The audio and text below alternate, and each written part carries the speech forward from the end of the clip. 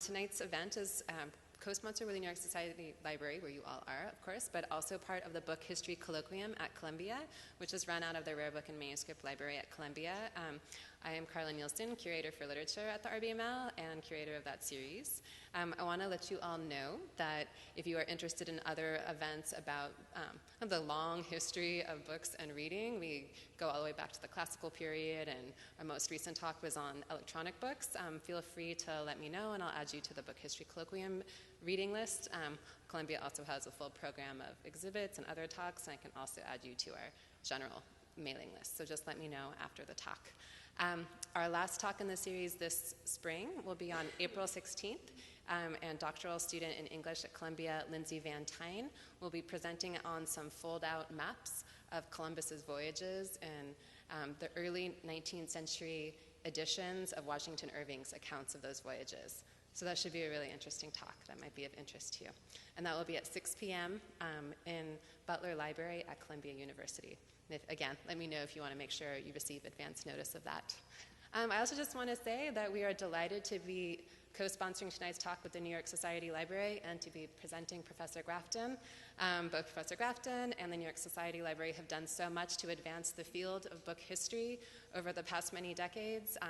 Professor Grafton, of course, through all of his scholarship and not just scholarly writing, but popular writing on the interest of books and the importance of libraries.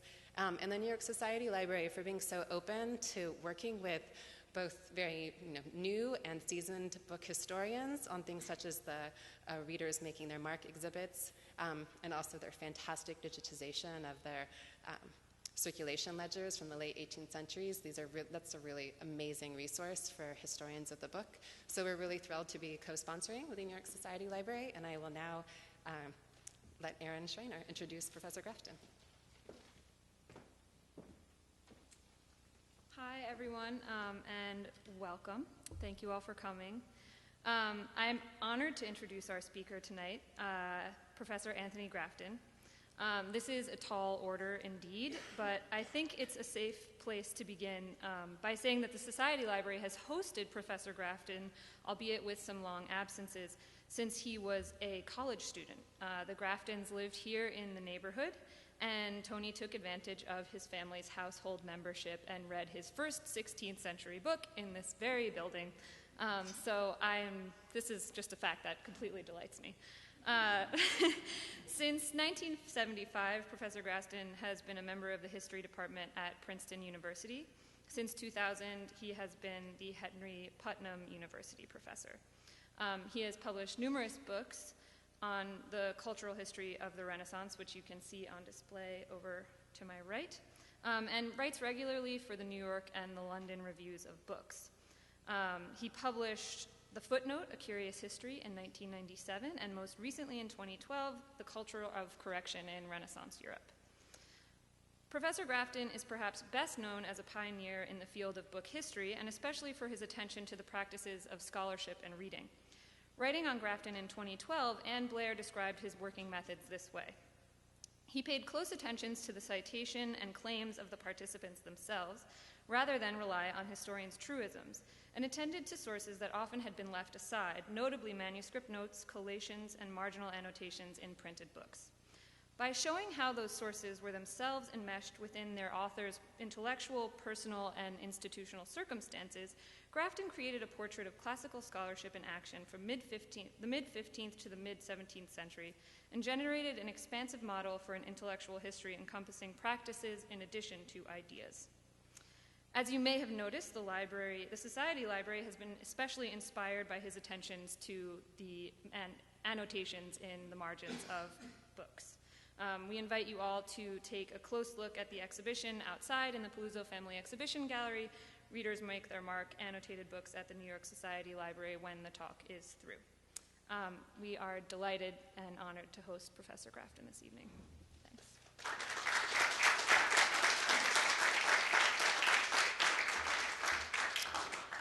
Thank you all for that lovely welcome, and thank you, Erin, for that really lovely introduction. We actually joined the Society Library sometime after 1962, probably around 1963 or 4. And in those somewhat different days, what I chiefly remember was the lively group of high school students who filled the reading room on Saturdays, rather different from the reading room now, since there were no internets in which to do the research for one's term papers. And so the massed inhabitants of Brearley and Spence and Trinity and Collegiate and other high schools were to be seen here fighting over the Society Library's holdings and using them to very good effect. And certainly in my case, it proved infectious and has kept me doing this for a lifetime. Now, I have one tremendously disappointing confession to make at the beginning. There will be no barrels tonight. When I started preparing this lecture, which is about people in the colonial Americas reading books that connect them with the very faraway lands of England and the continent where most of them were printed, and as we'll see, these are books that really made emotional connections for them with the continent. I knew from studying the continental world that books are shipped in barrels in the pre-modern world. You know, the worst thing that can happen to books is that they get wet. Barrels are your most watertight shipping means. And here you see a 16th century gentleman lugubriously putting books into barrels. And there you see an 18th century printing shop with a barrel in the foreground, but also other kinds of parcel. And I'm afraid that modernization hits in everything. So the only parcel I've yet found in the American documents I've worked on was an ordinary box, not a barrel at all. To make up for the lack of barrels, however, there will be lots of books and readers, and I hope that that will console you. So in the last few years, probably the last 20 years or so, historians of books and reading have turned their attention to colonial America in really wonderful and productive ways. And they've begun to teach us about the multiple and extraordinary roles of writing and reading and books in the colonial world.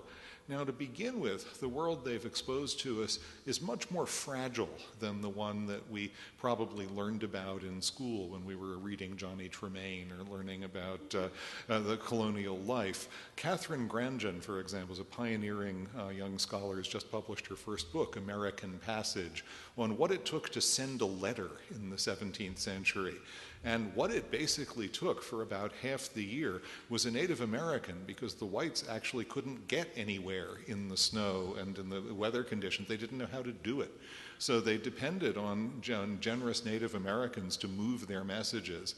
It also depended on finding paper, which was rare. So here you see a letter from William Bradford to John Winthrop, the founder of the Plymouth Bay Colony, and I'll come back to him a number of times in the lecture. And you see how tightly written it is and how Winthrop has written his draft of the reply on the same letter, because paper is really in short supply. So this is not a luxurious world which reads in rooms like this. It's a rather fragile world, and it's one in which books themselves have to be either created on site, and that's one of the great books of the colonies, John Winthrop's Diary of Plymouth Plantation, in his draft in the Massachusetts Historical Society. And indeed, many books in the colonial world are actually published still by being copied by scribes or by the author. Here's another of John Winthrop's works now in the Library of Congress, and copies like this were made because it could be just as cheap and efficient to make scribal copies as to send a book to London. Until late in the 17th century, there's no press at all in the colonies, have it printed and get it back. So publication, circulation often remain matters of writing in this period. When you did want to print a big book, this is Cotton Mather's, well, my iPhone persists in calling this his Magnolia Christi Americana, but it's his Magnalia Christi Americana, which is a great sort of church history of the colonies with fascinating and strange material about witchcraft. He had to print it in England with absolutely disastrous results. Historians have been compiling errata lists ever since it appeared in 1702, and there still isn't a critical edition of the whole thing. So yet at the same time, it was a world which had some surprisingly learned inhabitants. John Winthrop Jr., who will also reappear in my lecture, is here making the happy journey from Boston to Saybrook in 1645 and keeping a diary in Latin, which he wrote as handily as he did English. This is a world in which every year the governor of Massachusetts, the English viceroy, would go to Harvard, where a boy would give a speech in Latin, and the viceroy would reply extemporaneously in Latin. Not part of the job description of English viceroys nowadays, if there were any. So it's a fascinating world. It's illuminated, as past worlds are, in lightning bursts by particular sources. And I want to take you today into the part of it where we can learn something about how some of the most learned inhabitants of the colonies read their books. The first reader I'll introduce you to is James Logan of Philadelphia. Some of you will probably have made the acquaintance of James Logan. He's an extraordinary figure. He came to Philadelphia as the secretary to William Penn and a Quaker, became a trader, indeed ended up dominating the fur trade in the mid-Atlantic states, and running very hard bargains with the Indians who provided the furs. He was rather the Montgomery Burns of the fur trade and rather far from his Quaker origins by the time his career had really peaked. Became one of the richest men in the colonies. He was also a scientific virtuoso, a correspondent, though not a member of the Royal Society, in touch with very learned circles in Europe, and a reader of learned books in Greek, like this edition of the Tragedies of Aeschylus, and of Latin. In his wonderful Vitruvian country house, Stenton, which still exists, it's a national historical site in Philadelphia, he built up the largest library in the northern colonies in the middle of the 18th century. He had about 2,500 books by the time he died, more than Harvard did at the same time. And his books became the core of the library which pipped the Society Library at the Post, the Library Company of Philadelphia, the oldest public library in America, because the Society Library couldn't get it together when its first gift was made earlier in the 18th century. Now, Logan was a great reader. He read in many different moods. He read for many different kinds of information and rewards.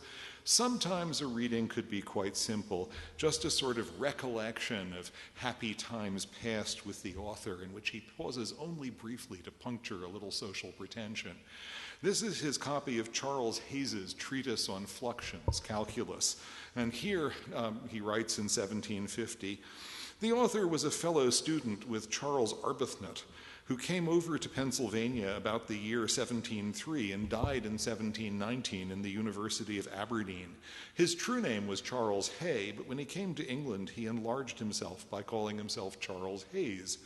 He was so studious of the mathematics that he was called by the other scholars generally Euclid." Logan went on to recall meeting Hay, in 1710 at the shop of the bookseller Daniel Midwinter and inviting him to take a glass of wine and talk about their mutual friend Arbuthnot. He called this work of higher mathematics an admirable piece.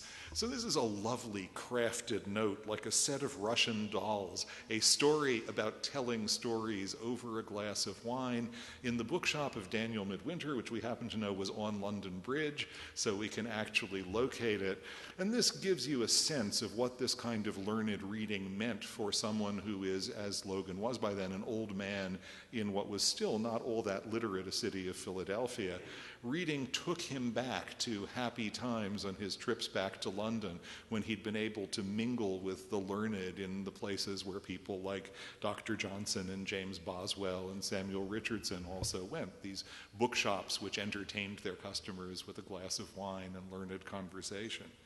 But Logan's penholder contained many implements, and some of them had sharp and bent nibs. He was known for his temper, and he used it not just on his employees, but also to stab authors he didn't like.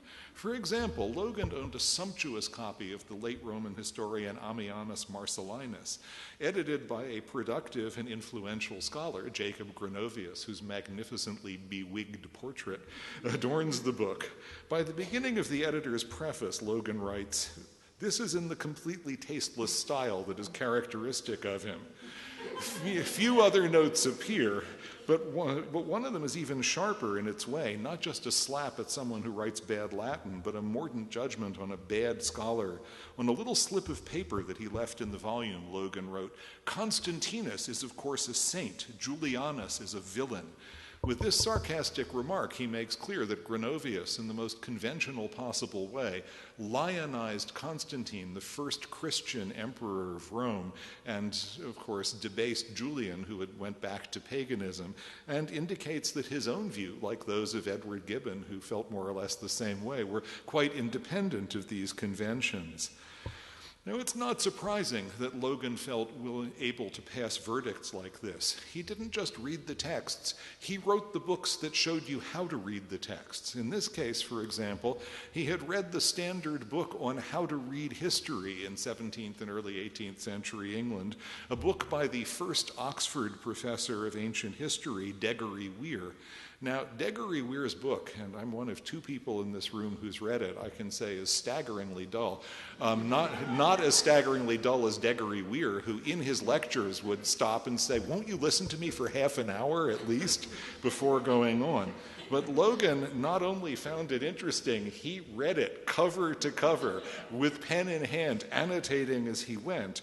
And that's a different kind of skill in annotation, the scholar's skill of dutiful, hard-buttocked attentiveness, which enabled him to master subjects as radically different as Latin historiography and the calculus.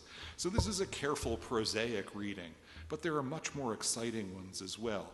Here, for example, is Logan's copy of the Astronomical Tables of Edmund Halley.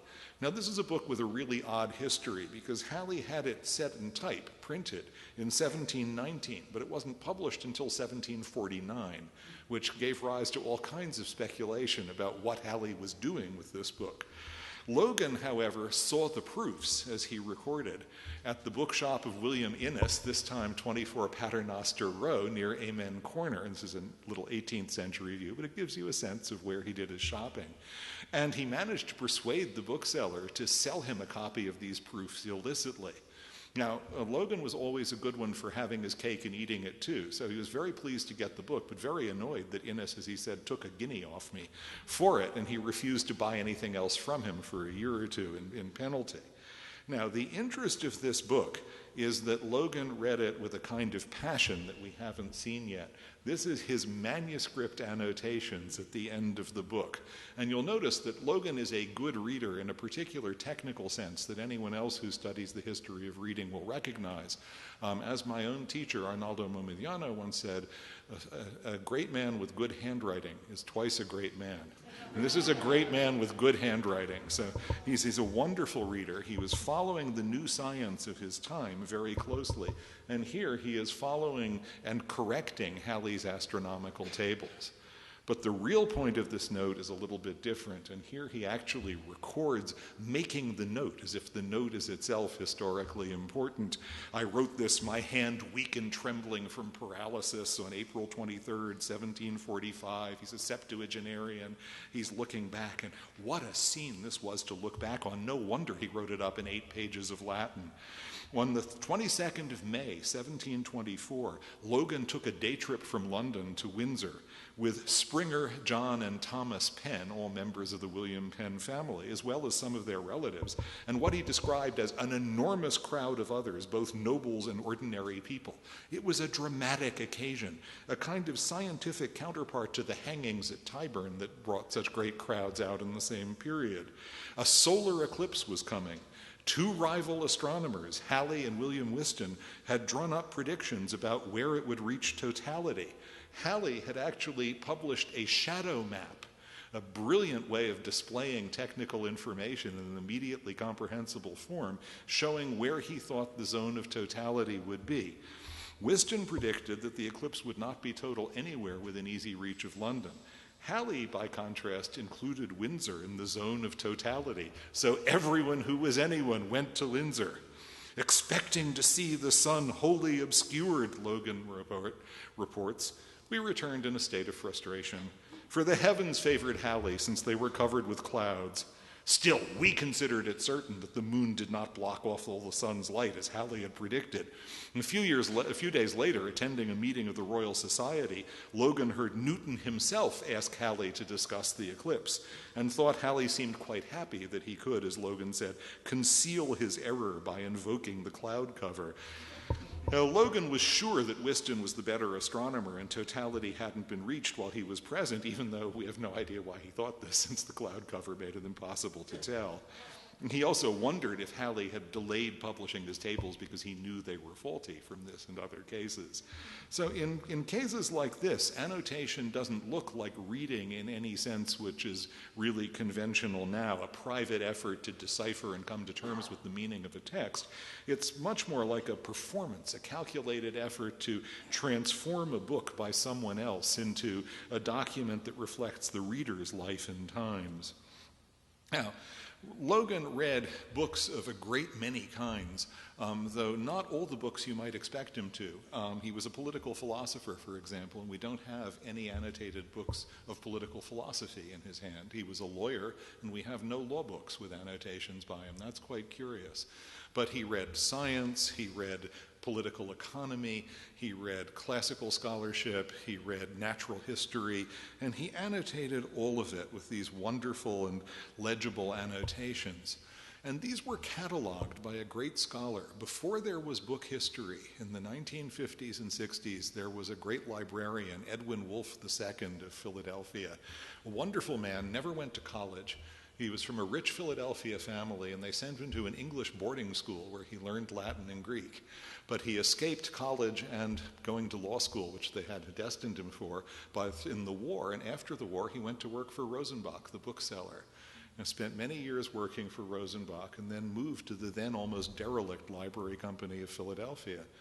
And he had an epiphany one day when he pulled a book from the shelves, realized it was annotated, and realized how rich a historical source the annotations were. So he dedicated himself to the study of Logan's library, and in 1974 he published a magnificent catalog of Logan's books, which is comprehensive, brilliantly done, extremely accurate. His Latin and Greek were very good, and he could read these annotations with considerable, if not quite perfect, accuracy. So why on earth, you might ask, would somebody like me want to climb Mount Logan again, much less look from the top of Mount Logan at the other mountains of annotation that the colonies produced? And here I think there's a double answer. One is that when you start working with Logan, you just get completely hooked. He's such a strange and fascinating person. But the other is that there's a story here that Wolfe couldn't tell. The history of reading came after Wolfe. He wasn't in a position to contextualize what Logan did, to connect it to the way in which other people wrote in books, to tell you what this historical style of annotation might be and mean. And that's something we are in a position to do now. So using Wolfe's work with incredible gratitude, I'm trying to move out from it and look at other Logan and other colonial pen-in-hand readers and see what I can learn. Now, the general form of annotation that Logan was practicing is immediately recognizable to the few of us frenzied pedants who know it. It's the way of a late humanist polymath, one of those erudite dinosaurs who romped through the pedantic park that was the Republic of Letters in the 16th and 17th centuries, and took every imaginable form, the gigantic brontosauruses like Athanasius Kircher, the great German Jesuit savant who read Arabic and Hebrew as easily as Latin and Greek, translated Egyptian hieroglyphs wrongly, but he still translated them, played football with his fellow Jesuits against the Dominicans, spelunked in the cavern of Mount Vesuvius while it was beginning to erupt, and generally had a great adventurous scholarly life. But there were also really nasty people in this world, little raptors who bit and tore, and there were tyrannosauruses. It's an extraordinary kind of paleontology that the scholars of this world practice. Now, the kind of person that, and Logan was a great admirer of these people, the kind of person that he really admired was Isaac Casaubon, great Protestant scholar of the late 16th and early 17th century, a man who spent his life reading hours and hours every day, pen in hand, marking up his books. Logan describes him here in a note with uncharacteristic awe. Isaac Casaubon was by far the most outstanding of all the philologists or critics who have flourished in the last 2 centuries, both on account of his learning and on account of his wonderful judgment, which is the most important thing. After all, he points out, no one ever criticized Casaubon until the very end of his life when he engaged in ecclesiastical polemic against Cardinal Baronio. And that, as he pointed out, is quite rare in the history of scholarship. One thing scholars do is criticize one another, so there must have been something special about Kosovan. And the main thing that was special about Kosovan was his passion for reading, even in a reading world. This is Kosovan's bladder. Kosovan sat in his study every day. He combed his hair before he went upstairs. Then he sat himself down in his study, prayed in Hebrew or Greek or Latin or French, and started reading. And that was all he wanted to do. When friends came, he would shriek, "Amici inimici, my friends are my enemies." He hated being interrupted. He also refused ever to go to the bathroom. And so when he died and a young surgeon autopsied him, it was discovered that he had done this to his bladder. Now, in the 17th century, this was actually a sign of heroism. Protestants couldn't have saints, but they could have scholars who sacrificed themselves to the calling of reading. And so when Kosovan's collected letters were published, the frontispiece was adorned by the portrait of his face, but the body of the text was adorned by the portrait of his bladder. This is as close as a Protestant could come to being one of those Baroque Catholic saints who would be autopsied and whose hearts would have been consumed to ash by their devotion to God. So this is serious reading. Reading carried out with equipment of a sort we no longer use, in conditions of strenuous attentiveness that we find it hard to imagine as we read on screen, our attention diverted by links every 32 seconds. This is a man who could read 60 pages of heavily abbreviated printed Greek in a 6-hour session, pen in hand while annotating it, which is just about inconceivable now. He's an extraordinary scholar. And to give you a sense of how he read, this is a printed copy of the Greek historian Polybius, which Kosovan annotated so heavily that the Bodleian Library calls it a manuscript. It's a printed book which has undergone metamorphosis back into its original larval state. So this is the kind of reader that was Logan's model. But which kind? How do we get closer? These men read in all sorts of ways. So when I came to the Society Library and fell into Aaron's wonderful pit of annotated books that nobody had looked at, it became clear that one of the richest bodies of material we have for thinking about reading in the colonies is that created by the Winthrop family, one of the great families of early America, and the largest portion of whose library, to be in one piece, is right here in this library, though there are other parts of it in the New York Academy of Medicine, not very far away, in the Massachusetts Historical Society, at Harvard, at Yale, in Allegheny College, and elsewhere. And I and my colleague at Princeton, Jenny Rampling, hope eventually to do a complete survey of this material. They're a fascinating group of people, starting with Adam Winthrop, an Cambridge-educated country lawyer and squire, John Winthrop, the man who took ship for Plymouth and founded the Plymouth colony and was its ruler, John Winthrop Jr., the most fascinating of all the Winthrops. He studied at Trinity College, Dublin. He was an alchemist. He was an entrepreneur. He was a bit of a flim-flam man who started many economic enterprises, built them up, got blast furnaces going and factories moving, and then left when they stopped making any money. And so always managed to get a better job. He ends up as governor of Connecticut and is actually the governor of Connecticut who gives the crunch to the previously independent colony of New Haven and makes Connecticut what it is today. But he's also a fascinating person, a religious sectary, an antinomian, very sympathetic to other religious strivers. His father had already liked Roger Williams, but John is a real searcher. Then there's Samuel Winthrop, another son of John, a Latin-reading sugar planter in Barbados. And then the next generation, the wonderfully named Wait Still Winthrop. There is some controversy about what he was waiting for, whether these were family names or something else. When you begin to put together the materials that the Winthrops created and collected, you begin to see, I think, very clearly where Logan is coming from. So like Logan, the Winthrops were polymaths. They took a special interest, especially John Jr. and Wait Still, in alchemy, but they also read classical texts, modern sermons, works of history, works of theology, accounts of witch trials with equal zeal.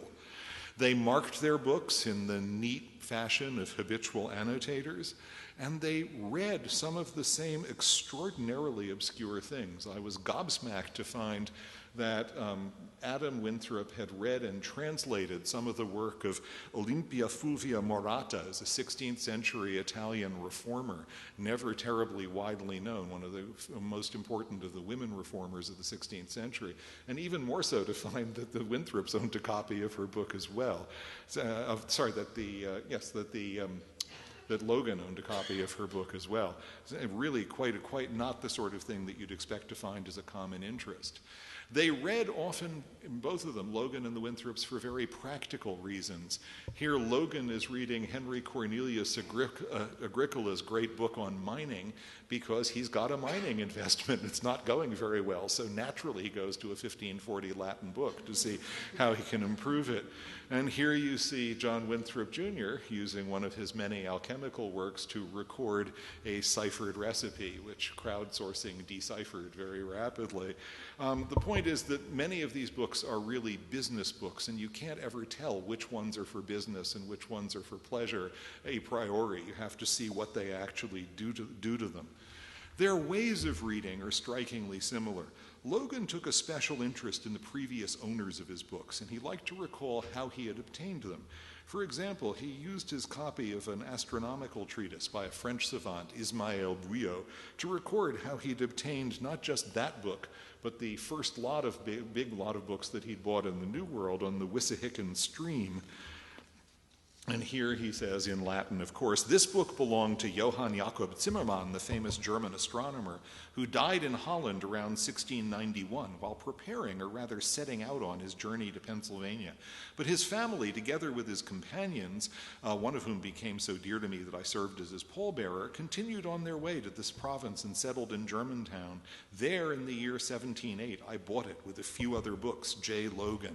And again, Logan does this documentation of where, how, when he obtains books. The Winthrops also filled their books with this kind of bibliophilic autobiography. So here's John Winthrop writing in a copy of a bibliography of Florentine writers to recall a close encounter with a book by the Florentine Neoplatonist Marcilio Facina. I saw this volume, in which I read through some things from the book on the sun and on light, in the library of the college at Edinburgh while I was in Scotland in the year 1634.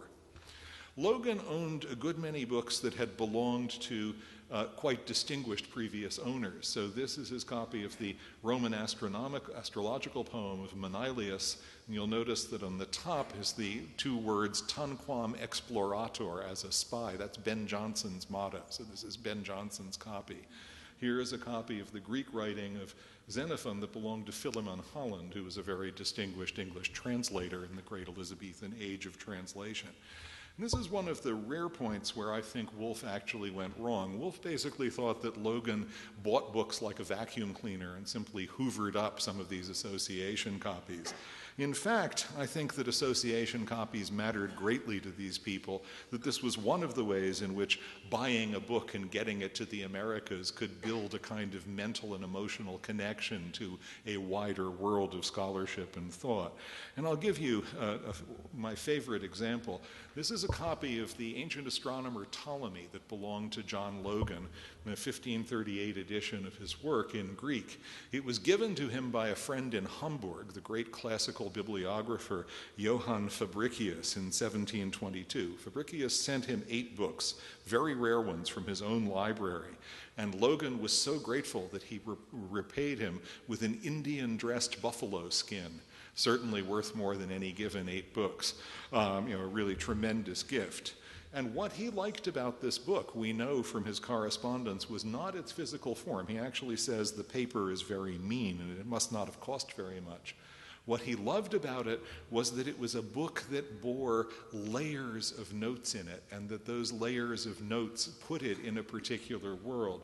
So here is on top the presentation inscription from Fabricius to Logan, written out in beautiful copperplate. Johann Albert Fabricius, Doctor of Theology and professor in the gymnasium at Hamburg, sent this book from his library from Hamburg to Philadelphia as a gift to James Logan.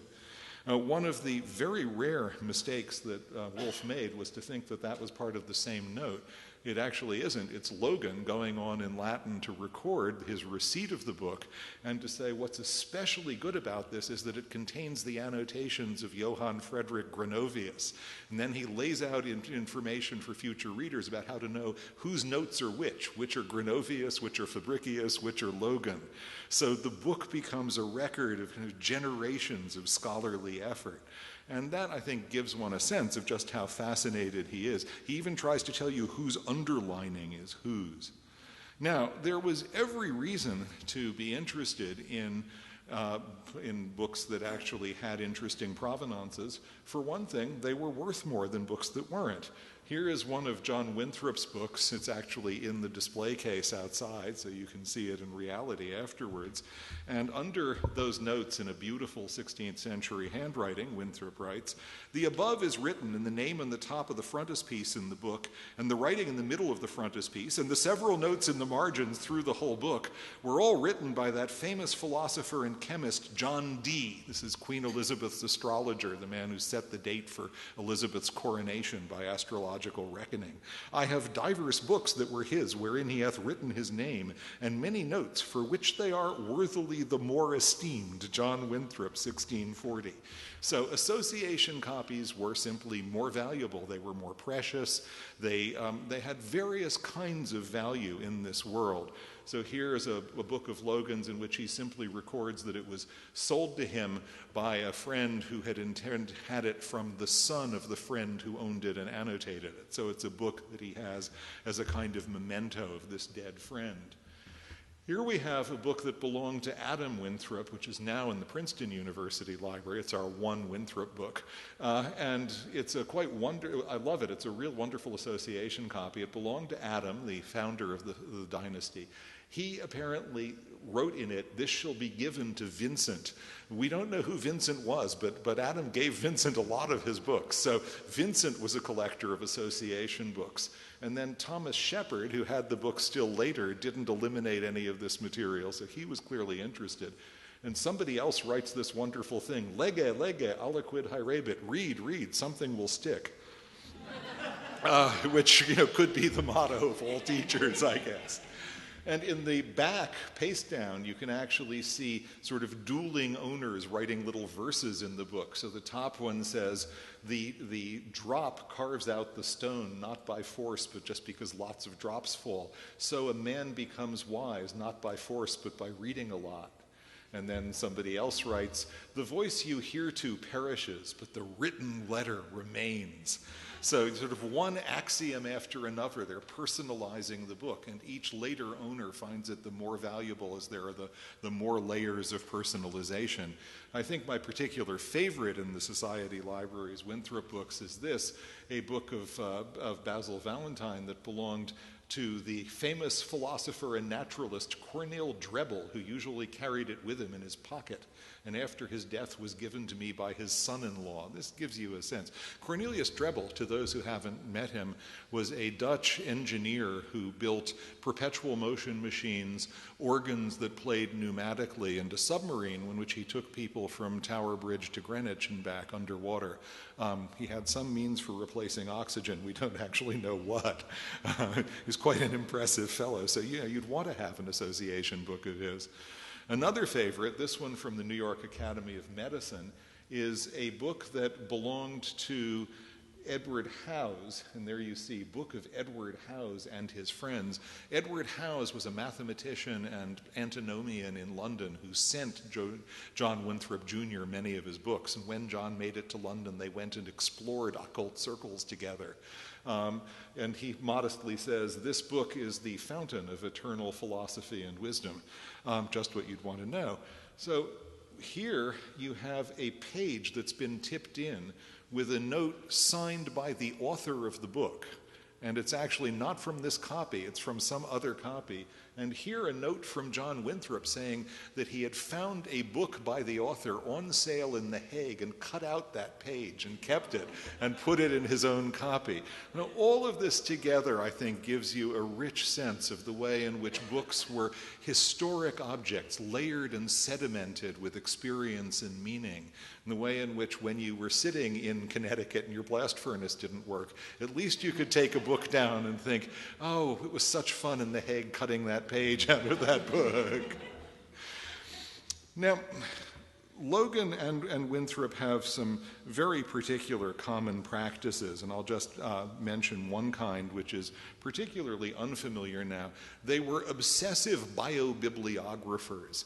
They had only to open a book to start thinking about who is the actual author and what they could put down that they or some future reader might want to know. So this is G.J. Vossius, a very learned Dutch scholar's book on ancient mathematicians and artists, and Logan has squeezed some information from the book about when Vossius wrote it and who his teachers were. This is Vitruvius, the one Roman treatise on architecture that survives. This is a book that was of very serious practical meaning to Logan because it's Vitruvian principles that he used to build Stenton, and he designed the house himself. But his notes here are all about the identity, not even of the author, but of the 16th century French commentator who wrote the commentary on the book. Here, this is a copy of a great Renaissance satire, The Letters of Obscure Men. Johannes Reichel was a pioneering Hebraist, and when various people attacked him for bringing Jewish material into the study of the Bible, he got famous people like Erasmus to write testimonials for him, which he published under the title Letters of Famous Men. And two very snarky young men published a set of parodies of his opponents under the title Letters of Obscure Men. A book so funny that Erasmus supposedly got apoplexy reading it. At all events, here's a long note on the authorship of this, which was still disputed. Here you see him worrying about whether Aeschylus, the Greek tragedian, actually spent time in Sicily, as his language suggested. So over and over again, it's as if Logan feels that a key to a book is all the information you can compile about its author and the circumstances of composition. And here, too, the Winthrops are very similar. Adam Winthrop loved to put these biobibliographical introductions, especially in books about the church and religion. And it's clearly a practice. Now, one of the things we would like to understand better, and that I and friends working on this would like to know better, is how you learned to do this kind of reading and annotating. Was it something your tutor taught you when you were at school or at Cambridge? Was it something you saw people doing? And it could be very sophisticated. Here is a book that's also in the Society Library. Sir Thomas Smith was Elizabeth's ambassador to France. He wrote a book on the English state. And he wrote a letter to a friend, not included in the book, in which he tells you how to read it. And here he says that what he's done is to write the Commonwealth of England as the ancient philosopher Aristotle would have done. Aristotle compiled 168 accounts of the constitutions of ancient states. His students did, actually, his research assistants. And only one of these survives, and that hadn't been discovered in the Renaissance. So Smith basically imagines what one of these texts would have been and uses that as the format for writing about England. And remarkably, Adam Winthrop finds that and copies it out in this beautiful copperplate in the beginning of the book. So here there's a practice of annotation which is hermeneutically sophisticated, which says that you don't just give biobibliography, but you look for what you can say about the goal, the point of the book, what's special about it. Now, where did Adam learn to do this? Well, one person that we've thought about is John Dee. This is Adam's handwriting, that's John Dee's handwriting. It's kind of separated at birth. And sometimes when you see Adam, you really think you're looking at Dee. Here's a book that belonged to Dee, which is now unfortunately in private hands. There he is doing biobibliography in the flyleaf, just as Adam Winthrop does. Here are a couple of notes in which Dee, just like the Winthrops, dates the points at which he saw particular books and records those as a kind of marginal literary autobiography. So it's possible that Adam as a Cambridge man and Dee as a Cambridge man reflect some kind of common training. It's also possible, though, that Adam simply learned by reading. This is a copy of a book by Philip Melanchthon, a great German scholar and theologian, on the soul, which Adam bought with a kind of introductory remark like the one he entered in Thomas Smith, already entered on the page on the flyleaf facing the title page. So it's possible he learned from reading the annotated books that he already bought. We simply don't know. But what happens after Adam is clear. Old Winthrops teach young Winthrops how to read. We have found at least one pair of books bound together in which old Adam Winthrop is teaching his grandson, John Jr., how to do bibliography. And the continuity in their practices is most wonderful in one point. We've seen that they really liked John Dee. They thought John Dee was big stuff. They actually knew Arthur Dee. And so this is John Dee's hieroglyphical monad, which is a text based around the symbol, which includes the moon, the sun, Aries, and is a symbol that basically reflects the harmony and unity of all the universe. The Winthrops learned to use the hieroglyphic monad to mark their books. So there you see John Winthrop Jr. doing his little hieroglyphic monad, and there's Wait Still Winthrop, his son, learning how to do his hieroglyphic monad. John is also giving you a little anagram. John Winthrop also spells "I hope wins a throne." But Wait Still doesn't. Oddly enough, you would think Wait Still would have liked an anagram of some sort for his family. He doesn't seem to have done that. But what you see here is a kind of family tradition in annotation, which goes on over generations. This is a bit of a surprise in the colonies. It's the kind of thing you'd be much more expecting to find in a Swiss city in the same period, with one of those families that produced 3 or 4 generations who held the same professorial chair. Now, what this leaves Logan as a bigger problem, and at this point, I simply haven't been able to work out in full detail how Logan learned to be such an engaged reader. Fascinatingly, for someone whose Latin was fluent, whose Greek was excellent, whose Arabic and Hebrew were also very good, who was conversant with so many fields of learning, Logan did not ever attend any advanced school or university. He was a Quaker, so he wouldn't have been able to do so honestly. He studied with his father, who was a schoolmaster, and otherwise he taught himself. And so I've been going through the datable books in Logan's library, trying to work out how he learns to be a reader. This is the oldest one we have. This is a copy of Johann Buxtorf's Hebrew and Aramaic lexicon. And this is a book that Logan actually owned while he was still in Scotland, before he came to America. In 1698, he sold his first library, 700 books, in order to go into cloth making, which was a complete disaster. This is one of the very few books that survives from that. And you can see that he's read very carefully. At every Hebrew word where you get a root, he enters in pencil the biblical verses where that word appears, which is a considerable feat, either of memory or of extremely dogged work. But it's very unlike the kinds of notes that appear in his later books, not just in style, but also in content. So a second thought was that Logan might have learned from friends. He did have a couple of erudite friends in Pennsylvania. One of them was William Penn.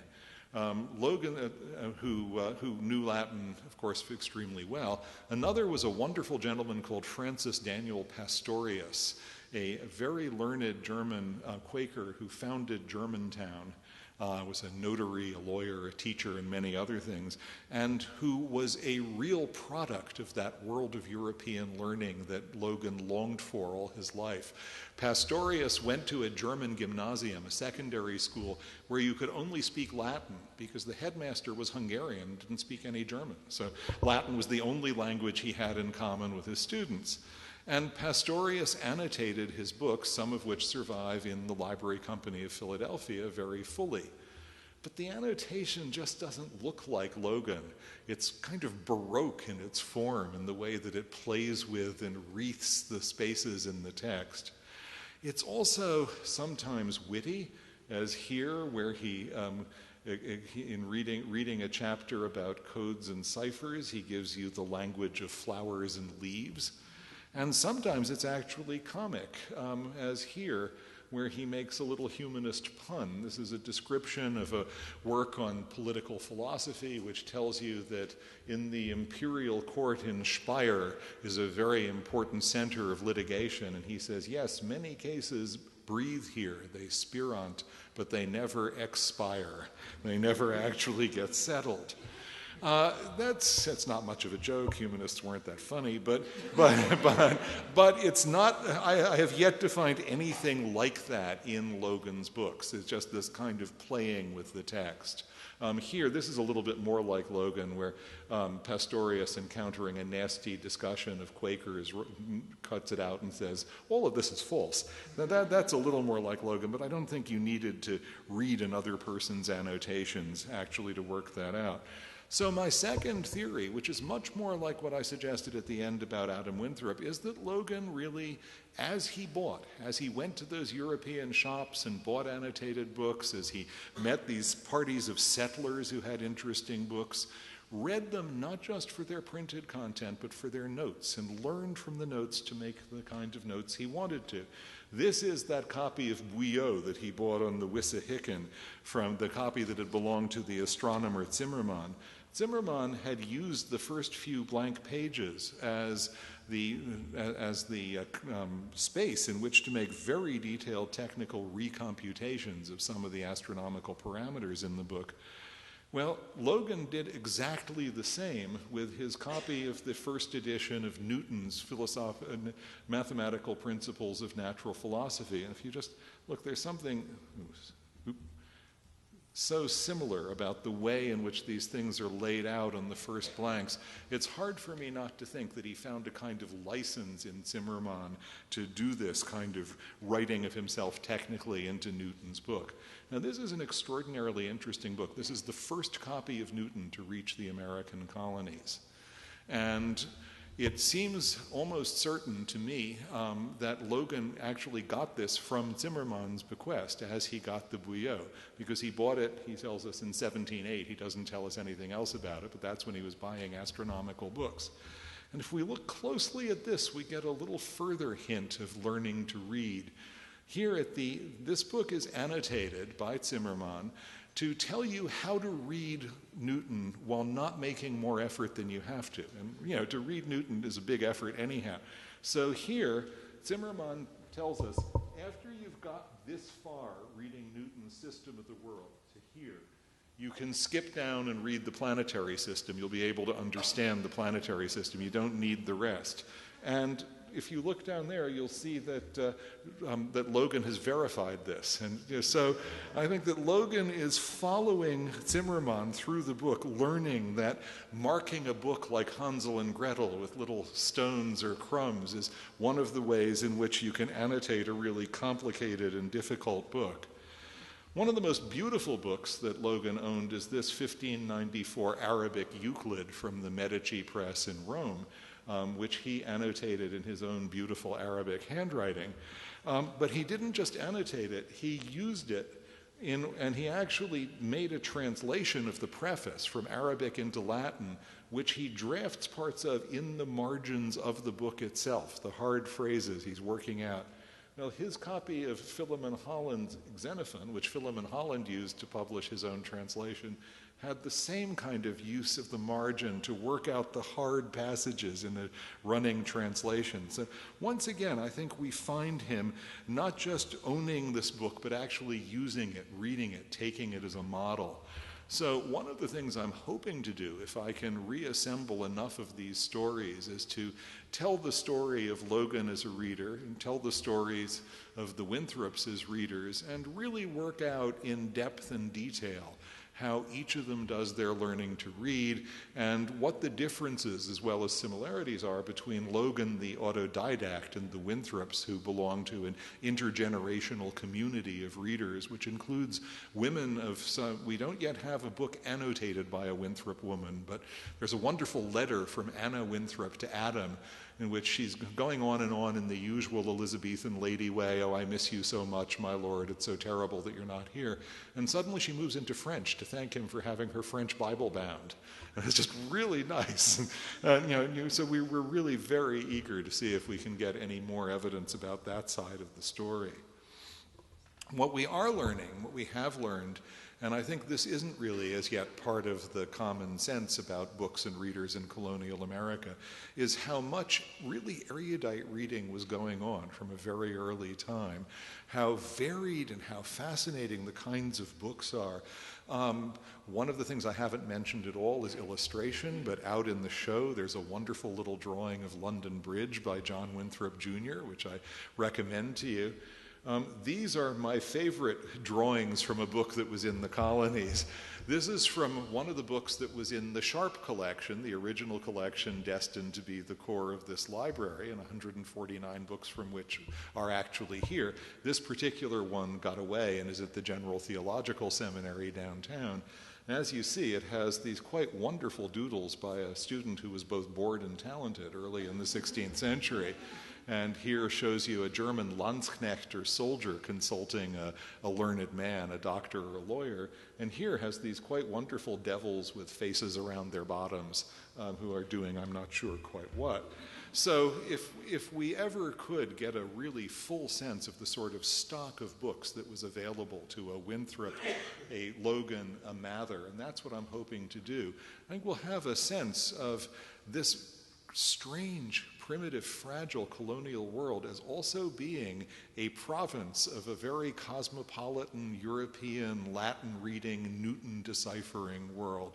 And that's a story about the colonial Americas that hasn't really been told. I'll just close with one more real curiosity. This is, many of the long notes that Logan inserts in his books come from his last decade when he was ill, basically paralyzed and pretty much confined to the ground floor of Stenton where his books were. And a number of them are clearly designed not just to shed light on the books, but to tell the kind of story that he told about the Halleys, stories about his own career. Now, Logan, like Adam Winthrop, really liked church history. He read a lot of church history. This is a really remarkable work. It's by a liberal Dutch minister, Philip van Limborg, friend of Leclerc and Locke, correspondent of John Locke. And it's a history of the Inquisition, which, of course, he doesn't like very much. And it rests on a whole book of sentences of the Inquisition from the city of Toulouse, which he actually reproduced from a manuscript. And he not only reproduces the manuscript, he reproduces the seals to show you that he's reproducing a genuine document. So it's a very important polemical work in the great late 17th century polemics, which were kicked off by the revocation of the Edict of Nantes and the expulsion of Protestants from France. Now, in his copy, Logan inserts a long note in which he tells two sort of shaggy dog stories of a bibliographical kind. He notes that the manuscript that Limborg used, that manuscript with the seals, was provided by an English Quaker, another friend of Locke named Benjamin Furley. He himself had known Benjamin Furley, Furley's brother John, he tells us, and John inherited the manuscript and actually let Logan use it for some time. But he also goes on to tell another story. A Jesuit asked Benjamin if he could see this manuscript and promised that if it were genuine, he would testify that it was. But though he saw the manuscript in February and noted that down, when he wrote about it, he said he'd seen it in March. And apparently this was designed somehow to sow doubt about the veracity of the manuscript. I said it was a shaggy dog story. This was a truly Jesuitical deception, comments Logan after he describes how Benjamin detects it and goes to a magistrate and exposes it.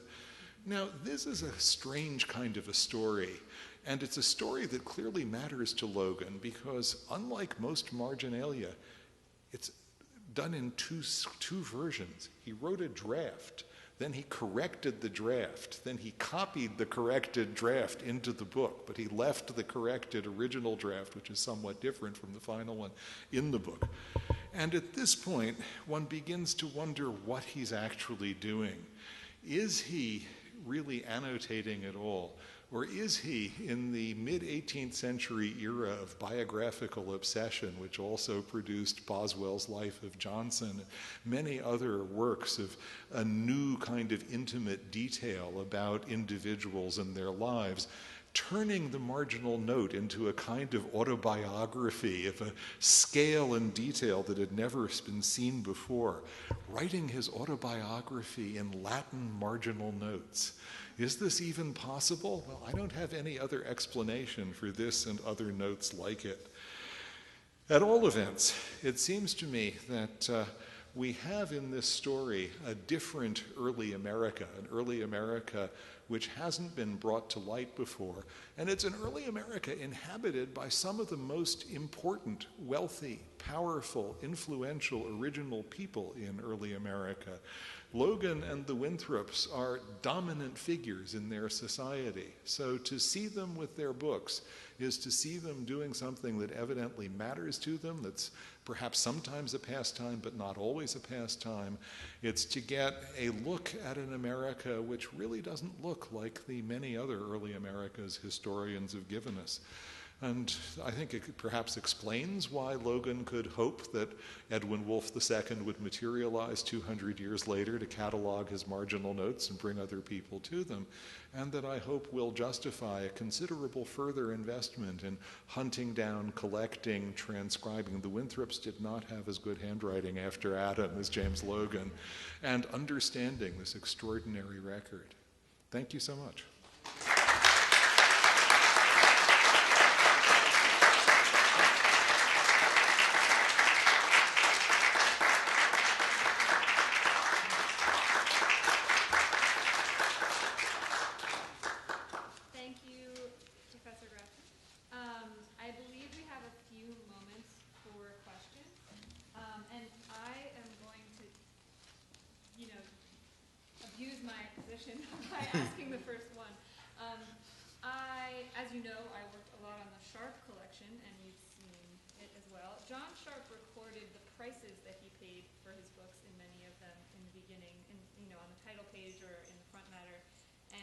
Wondering if you saw any of that in the Logan and Winthrop books and how that correlates to the other kinds of values.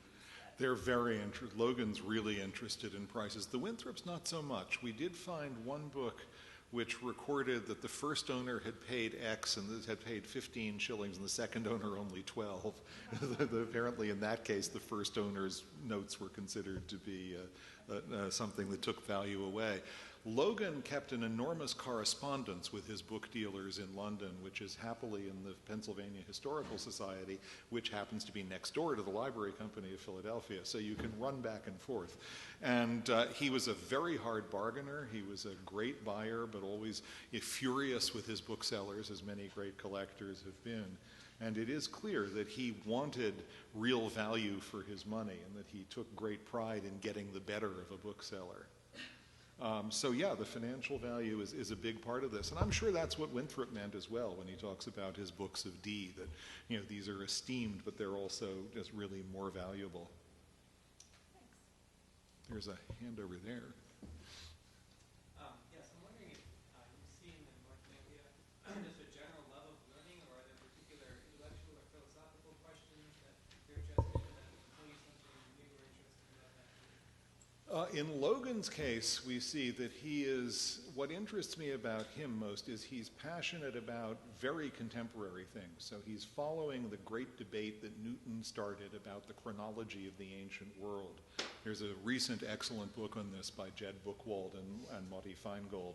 Huge book because it's a huge debate that involves scholars all over Europe. Newton basically decides that all of ancient history is wrong and he can redo it with astronomical evidence. And Logan is following this. I mean, he must have been going down to the wharf and getting the newest periodicals as they came off the ships. So that is what you might expect from a savant in the 1720s and 1730s. But he's also reading really erudite stuff about church history of the sort that, say, Gibbon read in order to write The Decline and Fall, but that most English laymen wouldn't have been reading, and particularly a Quaker who really doesn't come out of the world of Anglican learning. So in Logan's case, what's fascinating is just that he's a sort of polymath in a way that seems less likely in the 18th than in the 17th century. The Winthrops are fascinating because they turn out to be really wild when you know them in their books and in their annotations. I mean, John Winthrop Jr. is the governor of Connecticut. He's an antinomian. His dad did really bad things to antinomians during the antinomian controversy. So it's really quite striking that he and his buddy go off and listen to the mystical sermons of John Everard. There's this great book by David Como on these circles, which has really good things to say about John Winthrop. So, but you wouldn't know this if you didn't actually follow him into the margins and see quite how wild he is. On the other hand, his alchemy, and here my colleague Jenny Rampling can read these things much better than any of the rest of us, his alchemy is real alchemy. I mean, we've learned in the last generation that alchemy is actually practical chemistry. It wasn't a fake. I mean, almost everything that they talk about allegorically is a real chemical reaction, mostly with metallic crystals. And so he's doing real chemistry that has to do with metals, and he's running blast furnaces and assaying and selling ore.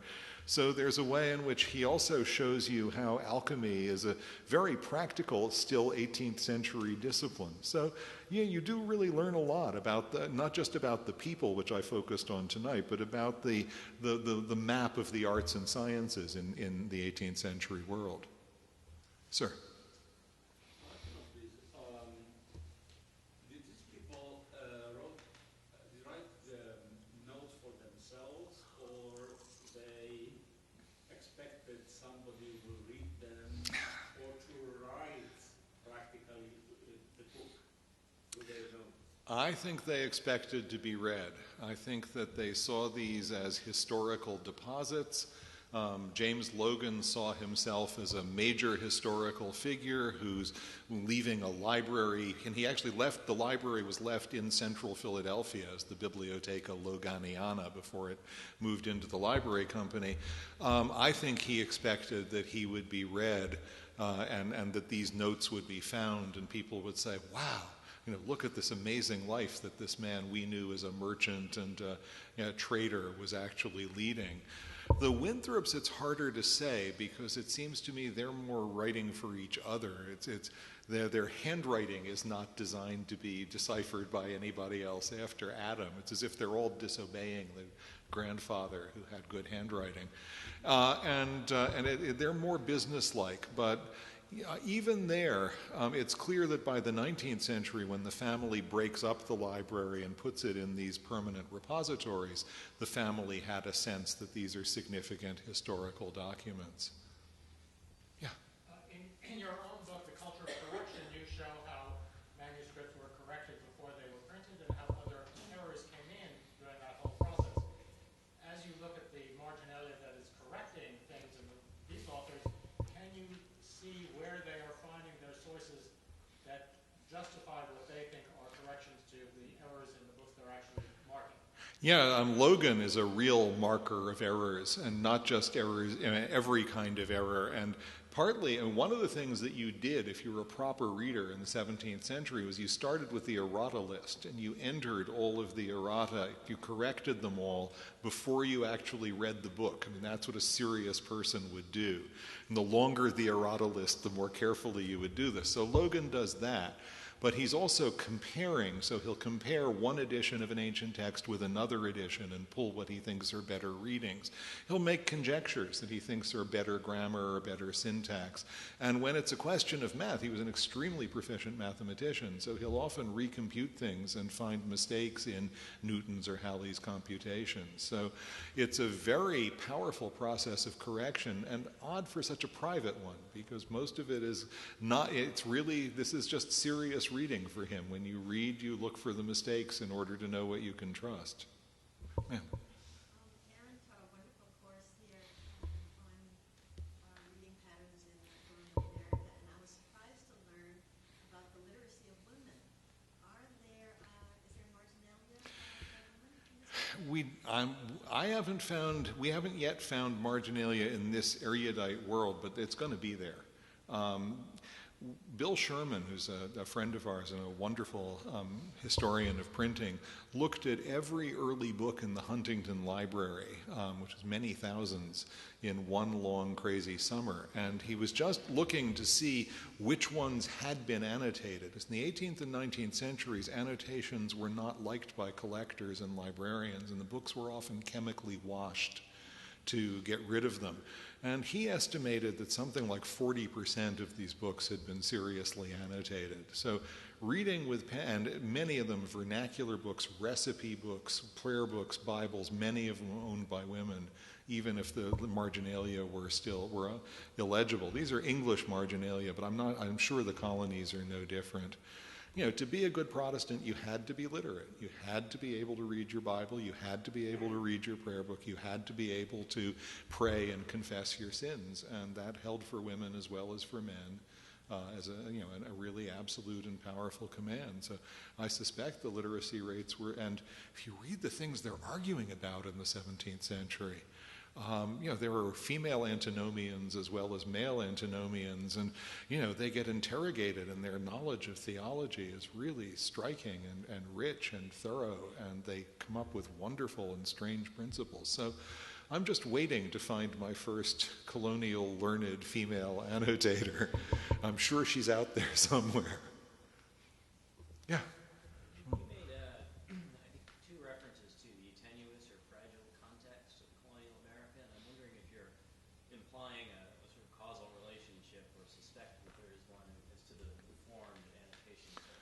I am thinking that for people like John Winthrop Jr., who really wanted to be in Europe and was not happy sitting in Connecticut, or for James Logan, this really was the way you got a psychic connection to the place you wanted to be. In much the same world that the way that the internet now provides, for when you're Skype, when you're elsewhere, it was a way of erasing distance, moving yourself psychically back where you wanted to be. And I do think that fragility, by the early 18th century, things are solid. And they'll say, a house here, it's just like an English house. It rents for the same an English house would rent for. But in the 17th century, it's really not like that yet. And I think that's one of the things that colonial social history is only kind of beginning to emphasize.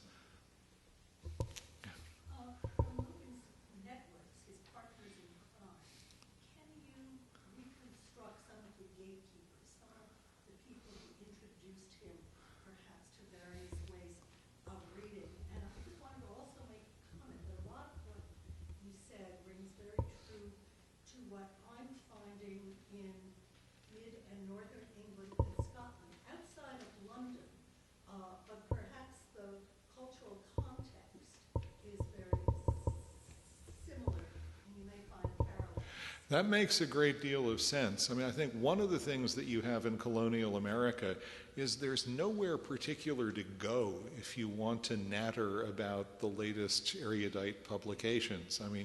You don't really have coffee shops, you don't really, saloons are not where you would do that, church is not where you would do that.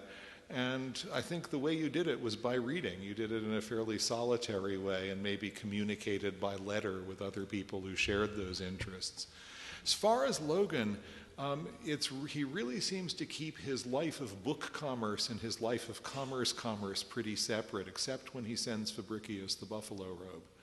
That's the one case where he seems to he crosses the streams.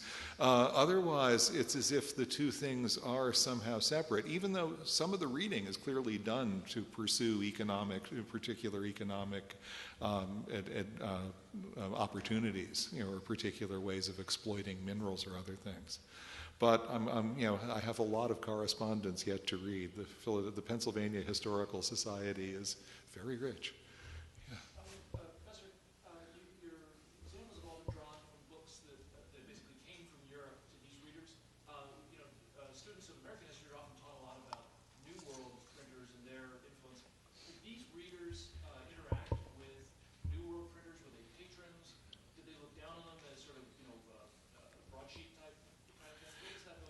They're interested. John Winthrop mentions very little about books in his Diary of Plymouth Plantation, but he does mention the printing of the Basil book.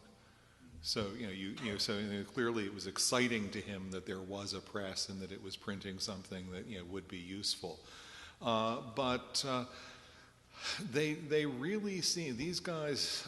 Was Delmore Schwartz, the poet and critic in the 50s, once said, "Europe is still the biggest thing in America," in the 1950s. And I think for these people, Europe was the biggest thing in America in 1700 or 1680.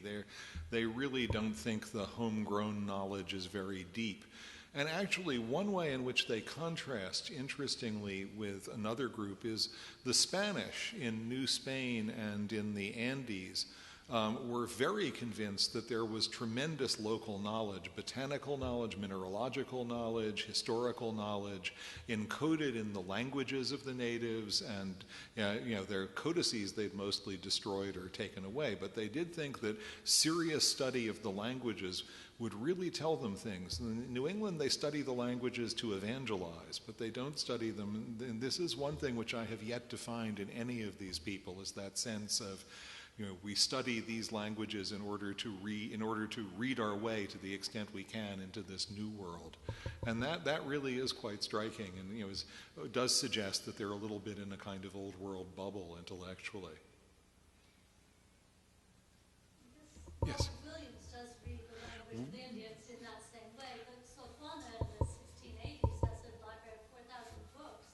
I'm sure there's annotation there, but clearly her writing is annotation on other theologians. That got her into trouble. So, and I also wonder about the presence of the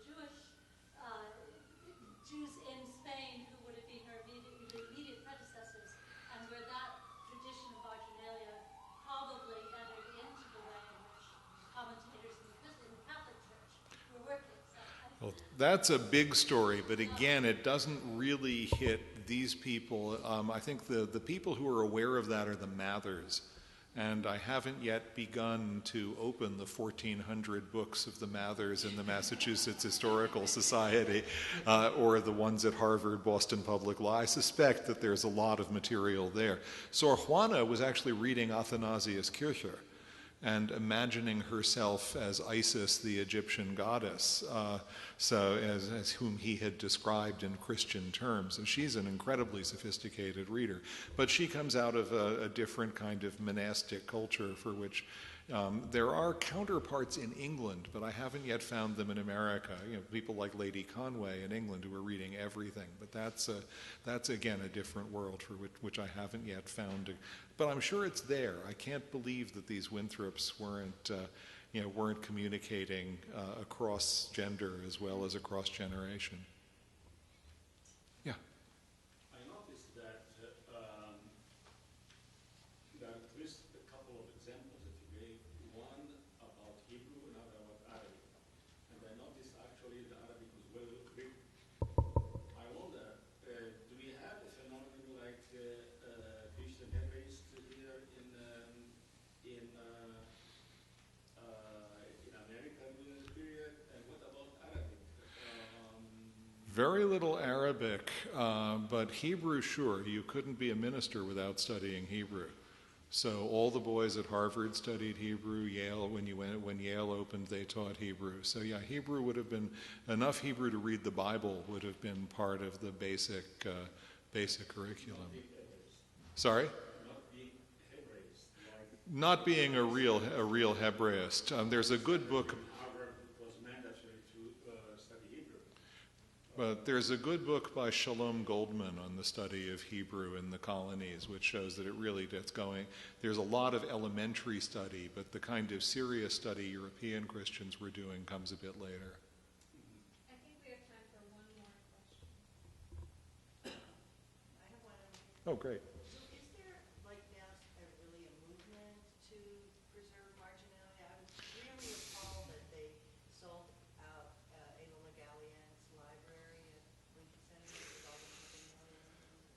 I mean, that would be something that theater historians would have loved to have somewhere else. Well, I love Andy Stouffer's Book Traces project, which looks for marginalia not in books we call rare, but in 19th century women poets, for example, and finds the most amazing things in them.